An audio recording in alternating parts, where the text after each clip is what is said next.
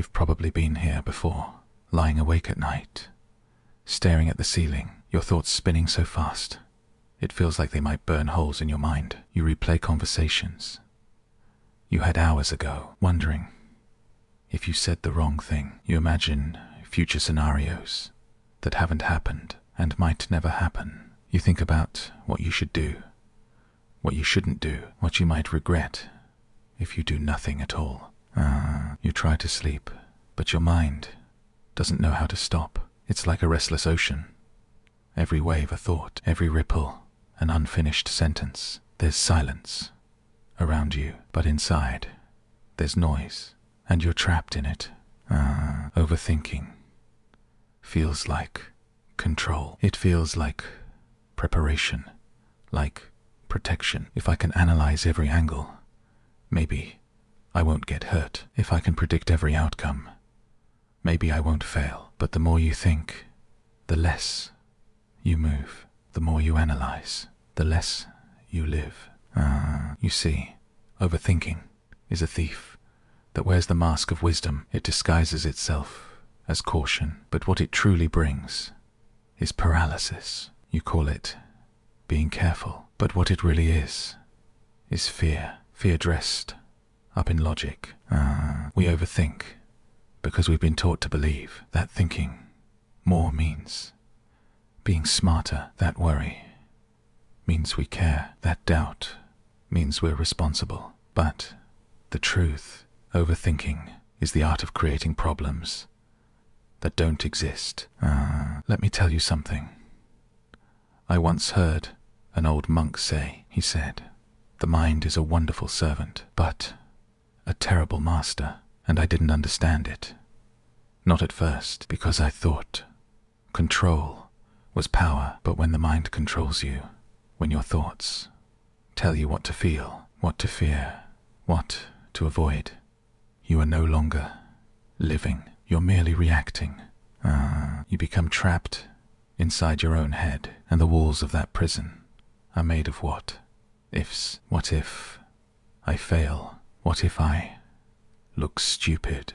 What if I make the wrong choice? What if I lose what I love? And so you stand still, afraid to make a move, afraid to speak, afraid to feel. But here's the truth that most people never face. You can't think your way out of overthinking. You can only act your way out. When you act, the fog clears. When you move, the mind follows. Because thinking loves theory, but life demands motion, and motion breaks the illusion that you need perfect clarity before you begin. But let's step back a moment. Why do we do it? Why do we torment ourselves with every possible outcome when all we really want is peace? Because the human mind is a prediction machine. It evolved to keep us safe back when danger meant survival, when a wrong step could mean death. Thinking ahead was power, but now, in this modern world, most of our dangers are emotional, not physical. We fear embarrassment more than death. We fear rejection more than failure. We fear the unknown more than pain. So the mind still does what it was built to do. It scans for danger, but the dangers it finds are imagined, amplified, endless. Salve. You can be sitting at your desk, staring at your screen, and your mind is already fighting wars that haven't begun. It's preparing defenses for battles that will never happen, and each thought feels urgent, because fear always feels urgent. So you think more, you loop through possibilities. You rewrite the same story 1,000 times in your head, hoping one version will finally feel safe enough to act on. But it never does, because safety was never the point. Control was.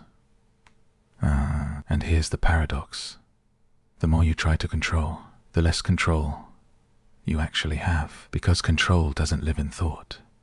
It lives in presence. It lives in your ability to be where you are, not in trying to predict where you might go. You can't outthink uncertainty. You can only meet it with courage. That's where peace begins. Not when your mind is quiet, but when your mind can scream and you still know how to stand, still inside. Maybe that's the real mastery, not to silence the mind, but to stop giving every thought the power to define reality.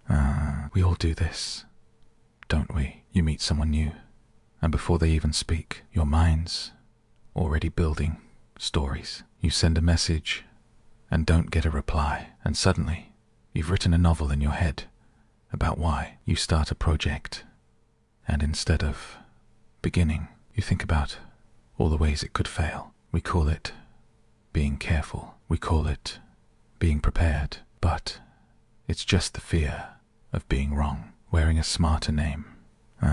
You see, there's a difference between thinking and overthinking. Thinking solves problems. Overthinking creates them. Thinking leads to clarity. Overthinking leads to doubt. Thinking ends. Overthinking never does. And the cruelest part, overthinking often disguises itself as self-awareness. It tells you, I'm just being honest with myself. But it's not honesty. It's self-doubt. And self-doubt loves logic. It loves reasons. It loves long explanations that sound intelligent. But what it hates is silence, because silence doesn't argue. Silence doesn't need to be right. So, what's the simple solution? What's the way out of this endless maze of thoughts that never lead anywhere? It starts with a single truth. You are not your thoughts. You are the awareness behind them, the witness, the quiet watcher who sees the storm but doesn't have to become it. Imagine sitting beside a river. The water rushes by, fast, chaotic, unstoppable. That's your mind. Each thought, a ripple. Each worry, a current. And you're not in the water. You're on the bank, watching it flow. The problem is, most people spend their lives jumping into the river, trying to grab each thought, control it, analyze it, fix it, and that's how they drown. Freedom isn't in controlling the current. It's in learning to sit beside it, to let it move, to realize that the water flows on its own, and you were never meant to stop it. Once you see this, you stop chasing the illusion of perfect clarity. You stop waiting for certainty before acting. You begin to trust your steps, even when the ground isn't fully visible, because here's the secret. Peace doesn't come from certainty. It comes from trust. Trust in yourself. Trust in the process. Trust that you can handle whatever comes. That's the shift. The moment the mind stops being your enemy and becomes your ally, you start realizing that not every thought needs an answer. Not every question needs to be solved. Not every feeling needs to be dissected. Some things just need to be lived. And so begins the journey, the climb out of your own head and back into your life. Lesson 1, feel. Don't just think. You've probably noticed, when you're deep in thought, you stop feeling. You disconnect from your body. Your breath becomes shallow. Your shoulders tighten, and your world shrinks to the size of your mind. But emotion lives in the body, not in the head. If you want to stop overthinking, you have to come back home, into your body. Here's something simple but powerful. When you catch yourself spiraling in thought, don't ask, what should I do? Ask, what do I feel right now? And then breathe into it, not to fix it, just to feel it. This is what athletes do at the highest level. Michael Jordan once said that when he was in the zone, he wasn't thinking. He was feeling. He trusted his body to know what to do. He wasn't calculating angles. He was flowing with instinct. He had trained enough to let go. And that's the beauty of mastery. It's not about control. It's about trust. Lesson 2. Do.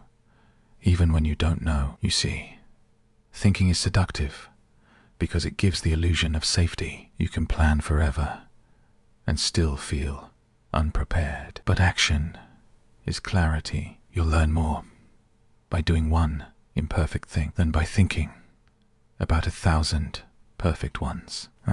Elon Musk once said that if something's important enough, you do it, even if the odds are against you.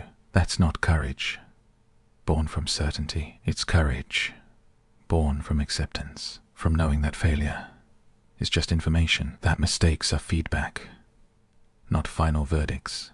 Overthinking wants guarantees. Life offers experiments. If you want to grow, you have to trade one for the other.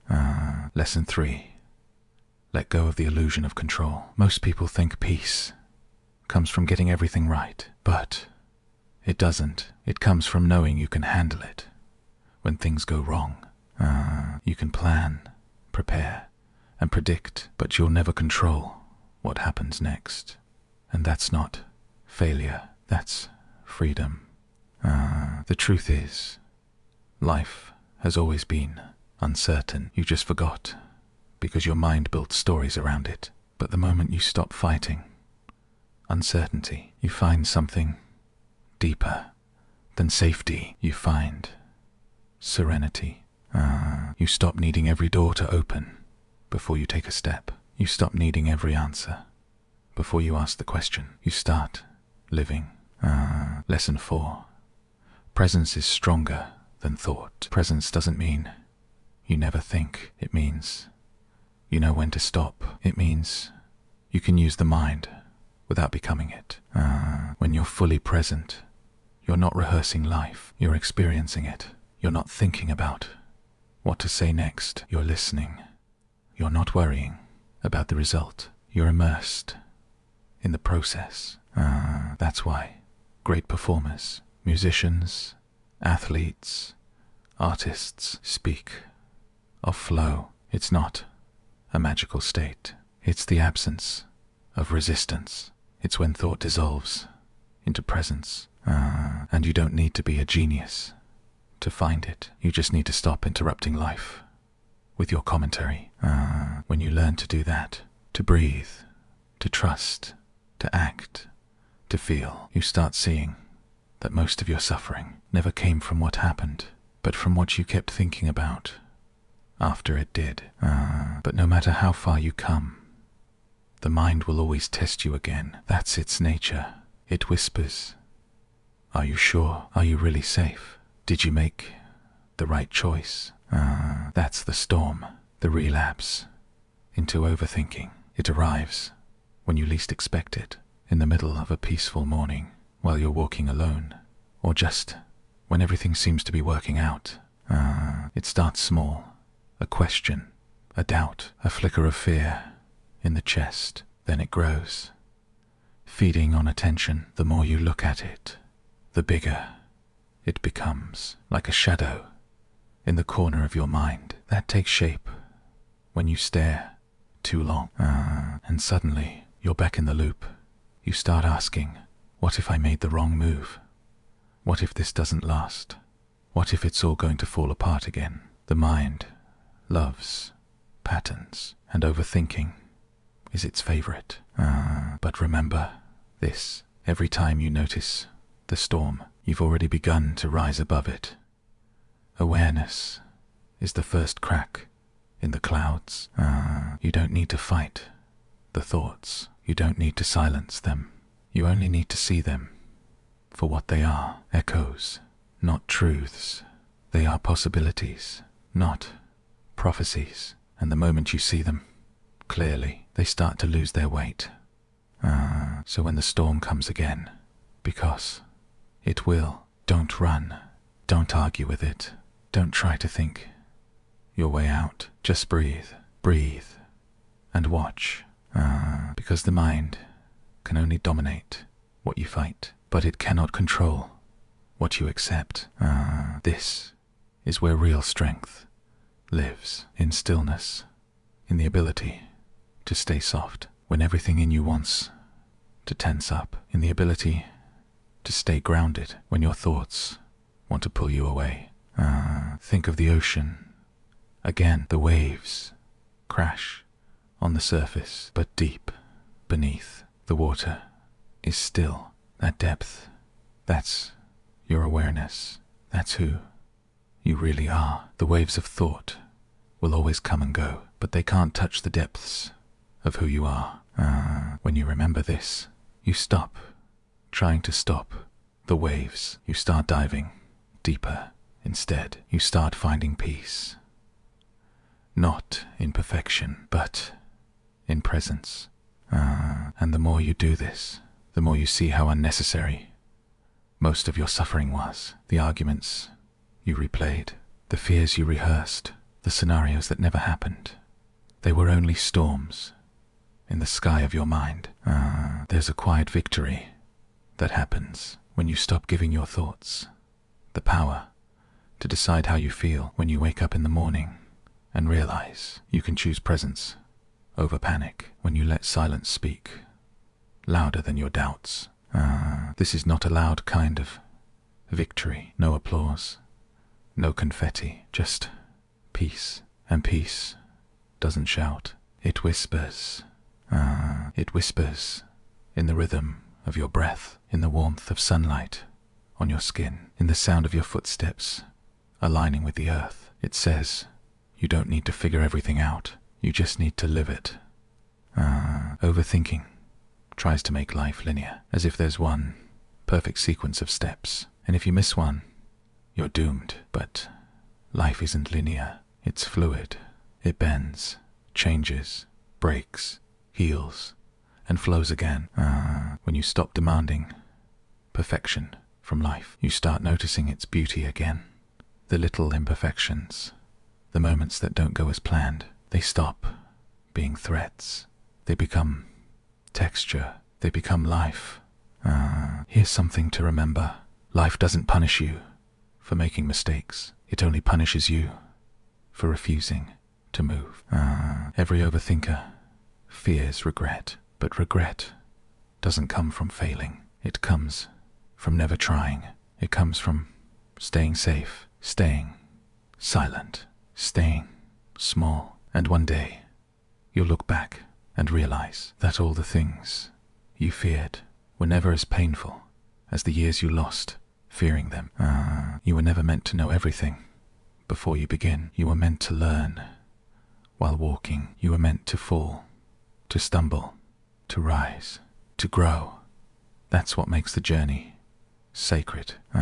Because, think about it, if you always knew how everything would turn out, there would be no discovery, no wonder, no art. Art, no growth. Life's beauty is hidden in its uncertainty. The greatest artists, thinkers, athletes, they didn't create from certainty. They created from trust. They stepped into the unknown again and again because they knew something your mind forgets. You can't paint while constantly judging every stroke. You can't write while editing every sentence before it's written. And you can't live while thinking about how to live. You just have to start to breathe, to be here. When you learn to do that, you find that overthinking begins to fade on its own, not because your thoughts stop, but because you stop feeding them. You start realizing that most thoughts are like clouds. They pass by on their own unless you hold on to them. And even then, they still pass. You can't lose the sky by holding on to a cloud. So, let them move. Let them drift. Your peace doesn't depend on controlling the sky. It depends on remembering that you are the sky. And from that place, from that stillness, you begin to live differently. You start speaking slower because you no longer need to prove anything. You start listening deeper because you're not trying to predict what comes next. You start loving softer because fear no longer runs the show. You stop analyzing every text, every silence, every gesture, and instead you feel what's real. You trust the energy more than the explanation. You trust the moment more than the memory. That's how peace enters, quietly, through the smallest doors, through the moments you stop trying to control, through the seconds you stop thinking and start breathing. And maybe that's the point of all this, not to become thoughtless, but to become free. Free from the tyranny of needing to know, free from the cage of what ifs, free from the endless loop of what could go wrong. You don't need to kill your thoughts. You just need to stop worshipping them. They're not the truth. They're just weather passing through consciousness. You, the real you, are the sky that holds it all. So when the next storm comes, when the old habits return, remember this: you've survived every storm before, not by controlling the rain, but by remembering that it always ends. One day, you'll look back and realize that the problems you once obsessed over weren't mountains, they were clouds, and they drifted. What truly mattered was never the thought, but the moment that was waiting beneath it, the life you almost missed because you were too busy thinking about how to live it. So next time your mind starts spinning, don't fight it. Smile, take a deep breath, and whisper to yourself, I'm safe right now. I don't need to solve this thought. I'm here.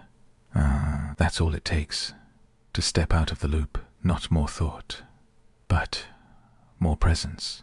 Not more control, but more surrender. Not more knowing, but more trust. And from that trust comes clarity, and from clarity comes peace. The kind of peace that doesn't depend on perfect circumstances, but flows from a perfect acceptance. Maybe that's what the simple solution really is. Not a trick, not a technique, just remembering that you were never broken, only distracted by thought, because peace was never lost. It was only buried under noise. And when you stop digging, you find it sitting quietly, waiting for you to return. That's the quiet victory. The moment you realize that you don't need to fix the mind. You just need to stop believing every word it says. So breathe, slow down, let go of the illusion of control, and trust that life unfolds as it should. Because sometimes the deepest wisdom is the simplest one. You don't need to figure everything out. You just need to stop thinking long enough to feel what's already true. And in that silence, in that breath, you'll realize something profound. That peace isn't something you earn, it's something you remember. The thoughts will come, but you'll no longer bow to them. The doubts will whisper, but you'll no longer answer, because you've seen what lies beneath the noise. And once you've seen that, you can never unsee it. You'll walk through life lighter, not because life got easier, but because you stopped carrying the weight of every possible outcome.